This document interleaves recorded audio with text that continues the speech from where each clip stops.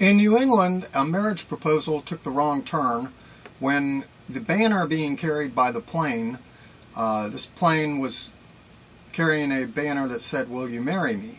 And this was for Mike Flynn, who was waiting on the beach with his girlfriend Michelle. Now the pilot, Mark Simmons, took off from the airport and was headed to the beach they were on when all of a sudden his engine started sputtering and he ended up ditching it in the water. He is fine. He was able to get out a distress call, which his 8-year-old son heard on the radio and precipitated the events that rescued him. But anyway, the "Will you marry me" banner, according to this news story, may not have been, but the news story says it was a "Will you marry me" banner, which sounds a little generic to me. I'm kind of curious. By the way, this worked out fine because Mark Simmons, the pilot, took off again the very next day with a "Will you marry me" banner, and Michelle accepted. So everyone's fine and well, everyone's happy. The outcome was what was to be expected with a slight delay.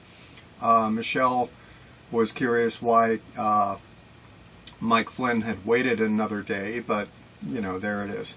So anyway, back to the banner. The banner, according to the story, is just a generic "Will you marry me" banner. And it got me thinking, what if you're on the beach and you're a couple that has, been around the block a couple of times, been together a little while? What would you do if a generic "Will you marry me" banner plane came overhead? Would you take that opportunity to hijack someone else's expense or whatever? I mean, it makes good sense to me. It would be kind of interesting to know how many people of the thousands of beachgoers would use that opportunity if they looked at that and there wasn't a name attached or anything like that.